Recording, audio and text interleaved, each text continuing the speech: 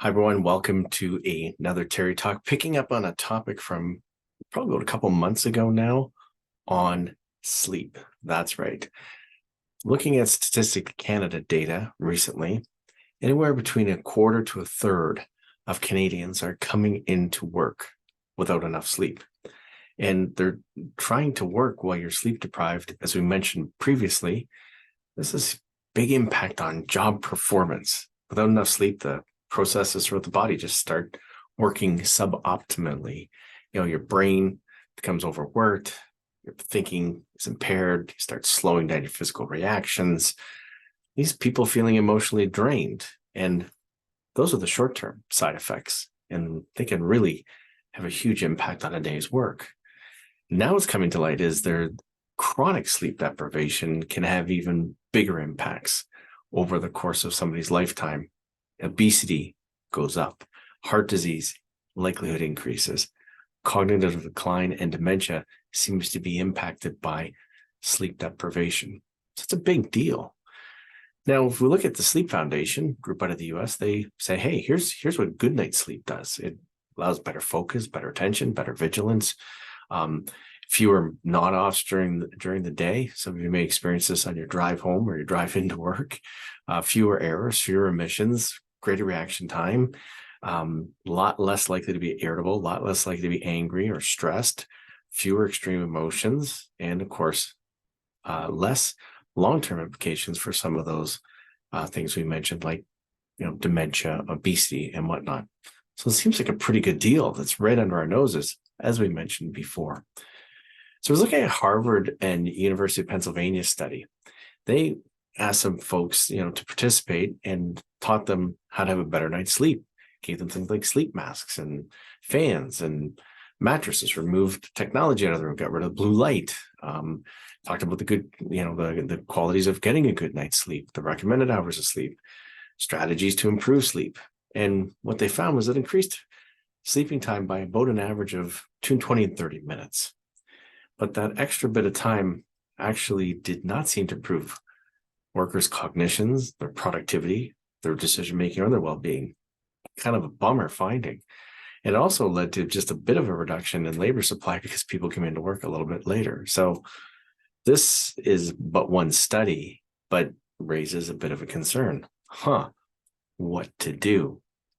Well, last week we talked about time theft and clock watching and trying to move the narrative towards value, the value that people create as opposed to the number of hours they put in a day. And this one's going to make many of you cringe. But there seems to be a solution to this productivity hit from lack of sleep, this reaction time hit due to lack of sleep, this slower cognitive ability due to lack of sleep. Naps. That's right, naps. Another group of participants in this study were offered, this is the Harvard UPenn study now, were offered to take a 30-minute nap in the afternoon in a nice, comfortable, quiet environment, saw notable improvements across all kinds of outcomes. Psychological well-being was up, cognition was up, and an average 2.3% bump in productivity over the course of a day. Multiply that by 5 days, big increase. There's also another study under the University of Michigan with respect to naps and napping pods. They took a bunch of adults ranging from age 18 to 50, randomly assigned them to either a 60-minute nap opportunity or no nap opportunity, where they just watched a video. All of the participants after the 60-minute period then completed tasks on computers about sleepiness, mood, and impulsivity and whatnot. Turns out that what they found, not surprising, those with naps offering extended breaks and productivity was increased, and a lot of that impulsive behavior, greater tolerance for frustration, that's what the University of Michigan people found. So increased safety, naps, interesting.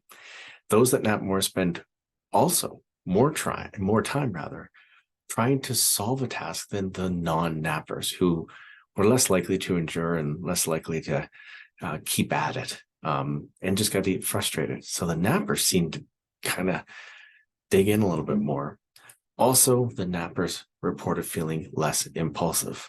This is intriguing research.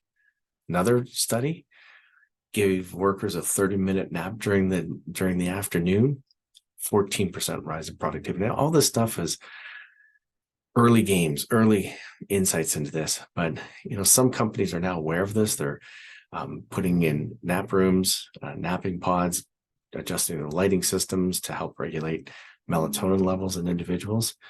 What we also know, and this one's huge, if it's not exciting from a productivity point of view, regular napping slows the brain's shrinkage as we age. Pretty cool. So all of this feeds into a new paradigm that is slowly taking hold, called the evolved work week or the evolved workforce. And that's something here at ARIA. Our tagline is transforming work. We're really excited to continually look and dig into these interesting research outcomes that we're seeing consistently that are changing the way we think about work. We're excited about it. We hope you are too. Continue to follow us on this channel, hit subscribe, reach out, let's have a conversation, and we'll see you again next week.